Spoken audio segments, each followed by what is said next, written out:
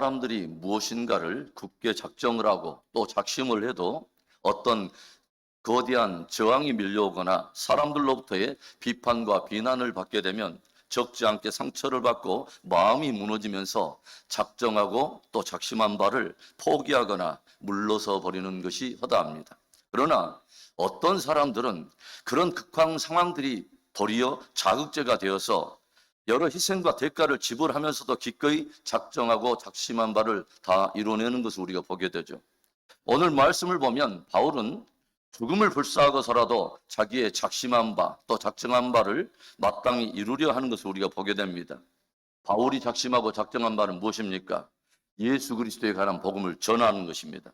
그렇다면 왜 바울은 생명을 불사하고 모든 이 죽음을 불사하고 기꺼이 복음을 전하려고 하는 것입니까? 바울은 예수 그리스도에 관한 복음이 진짜 복음 중에 복음인 것을 확정했기 때문입니다.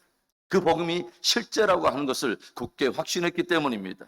얼마만큼요?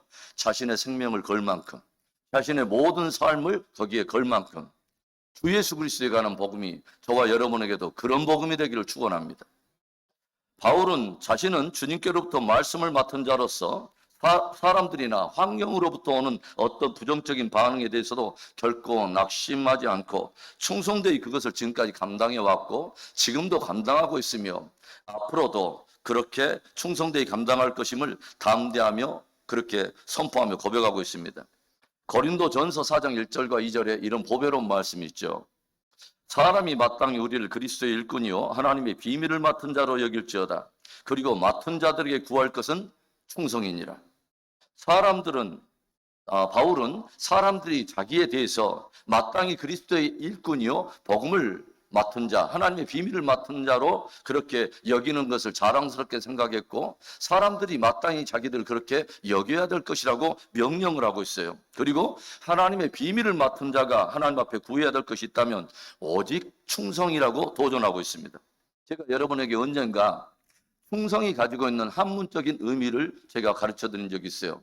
충성이라고 하는 한문을 조용히 생각하면 어떻게 성경적인 의미의 충성의 의미를 그렇게 참으로 보배롭게 담았는지 몰라요. 충성을 한번 생각해 보세요. 가운데 중 밑에 마음심이 있습니다. 충성은 뭐냐면 마음의 중심으로부터, 성자는 말씀 언변에 이룰 성자입니다. 마음의 중심으로부터 말씀을 이루는 것이 충성입니다. 그러니까 우리의 마음의 중심으로부터 하나님의 말씀을 이루고자 하는 거룩한 열심이 있고 그 열심을 따라서 우리가 삶의 열매를 맺는 것이 참된 충성이라고 하는 거죠. 저와 여러분이 무엇보다도 다른 영역보다 훨씬 더 먼저 깊이 마음을 두고 충성해야 될 영역이 바로 하나님의 말씀에 대한 것입니다. 그런 의미에서 바울은 하나님의 비밀, 곧 하나님의 말씀을 맡은 자로서 그의 마음의 중심에서 충성을 다한 자요. 또 가진 말씀을 따라서 그렇게 그 말씀을 살아내고 그 말씀을 전하는데 충성된 자였다고 우리가 말할 수 있는 것이죠. 그렇다면 여러분, 진실로 복음을 전하는 자, 복음 전파자가 하나님 앞에서 가지게 될 영광은 무엇일까요? 진짜 하나님의 말씀을 맡은 자들이 정말 하나님 앞에 간직해야 될, 지켜야 될 영광이란 무엇일까요? 첫째로는 오직 진리의 말씀을 있는 그대로 올바르게 증거하는 것입니다. 2절의 말씀을 우리 한번 보겠습니다.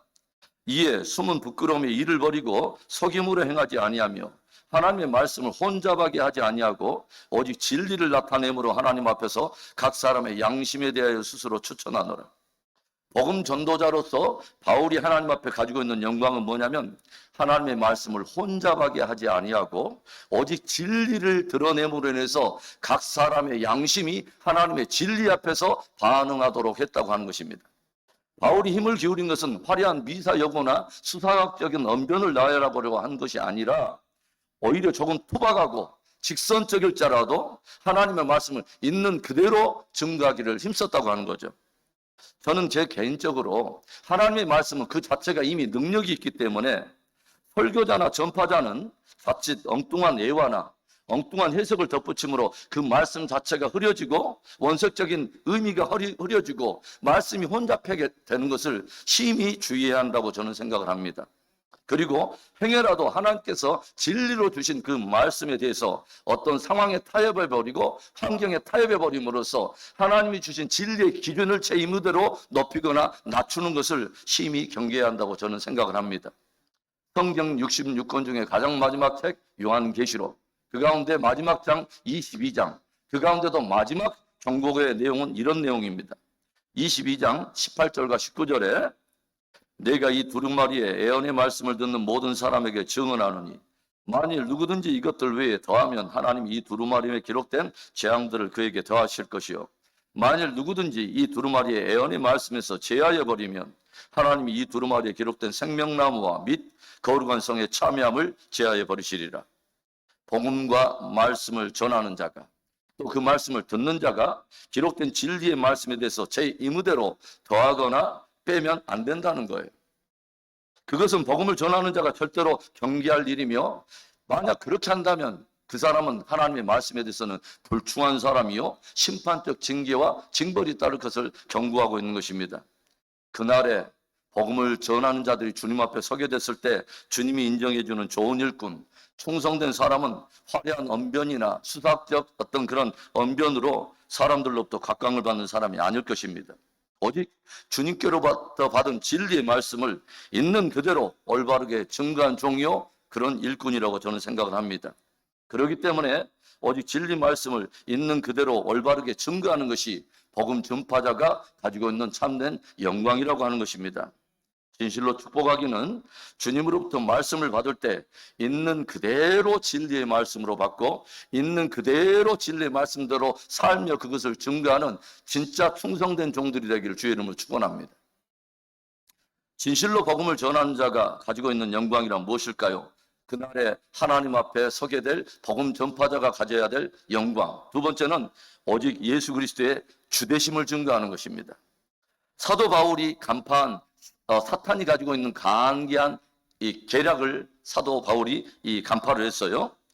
사탄은 복음을 듣는 사람들의 마음을 혼미하게 하려고 한다고 하는 것이죠.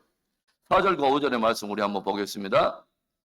그 중에 이 세상의 신이 믿지 아니하는 자들의 마음을 혼미하게 하여 그리스도의 영광의 복음의 광채가 비치지 못하게 함이니 그리스도는 하나님의 형상이니라.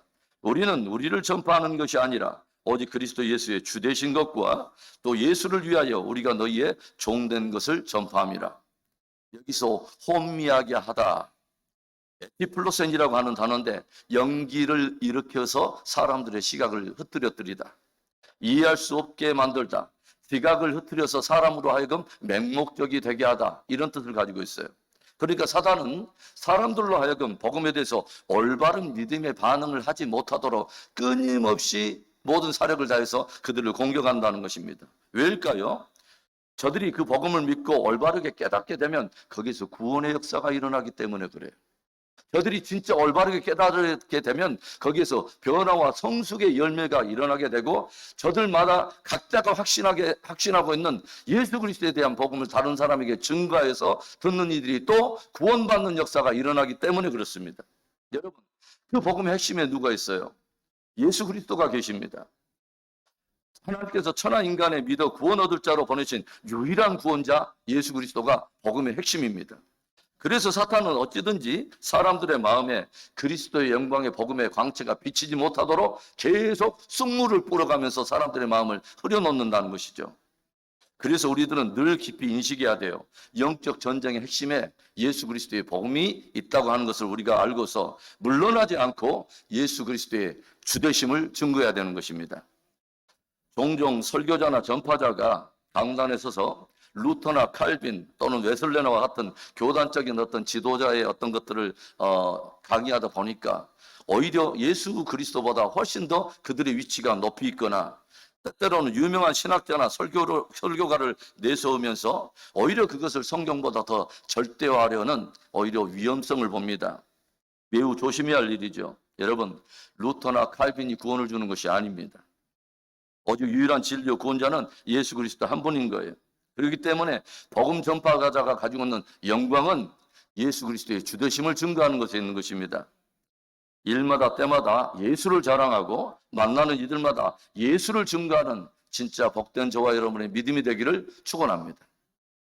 진실로 복음을 전하는 자가 가지고 있는 영광이란 무엇일까요? 마지막 세 번째, 생명을 다하도록 증인의 사명을 다하는 것입니다. 바울은 우리들은 질그릇처럼 연약하고 깨질 수밖에 없지만 깨어질 연약한 질그릇 안에 참된 보배가 있다고 들려줘요. 그 보배는 바로 예수 그리스도에 관한 복음이 되는 것이죠. 예수를 믿어서 우리가 가지고 있는 생명입니다. 바울은 그 보배가 너무 소중하기 때문에 사방으로부터 우겨싸움을 당하고 박해를 당하고 거꾸로 뜨림을 당하고 심지어 질그릇이 깨어져서 죽음에 넘겨질 바로 그런 일이 있다 할지라도 끝까지 우리가 사명을 감당할 것이며 우리가 그렇게 죽음에 내어진다 할지라도 예수의 생명이 우리의 죽을 육체에 결국은 나타나므로 결국 우리 모두가 부활로 승리할 것이기 때문에 더욱더 증인의 사명을 감당할 것이라고 선언하고 있어요. 복음 전파자의 최고의 영광이 있다면 생명을 다하도록 끝까지 증인으로 승리하는 것입니다. 사랑하는 성도 여러분, 저와 여러분에게 생명 얻는 복음과 진리를 주신 분이 하나님이세요. 그렇다면 하나님께로부터 복음과 진리를 받은 저와 여러분이 가져가야 할 최고의 영광은 뭐냐면 진리 말씀을 올바르게 증거하는 거예요. 그리고 예수 그리스도의 주 되심을 증거하는 거예요. 여러분, 예수 그리스도는 주가 되어야 합니다. 저와 여러분의 삶 속에 중요한 것은 그분이 우리의 구원자일 뿐만 아니라 모든 삶을 이끌어가는 주가 되셔야 됩니다. 그리고 생명을 다하도록 우리가 증인으로 승리하는 것입니다. 주님 앞에 서는 날까지 복음과 진리에 대해서 참된 증인으로 승리하는 복된 저와 여러분 되기를 축원합니다.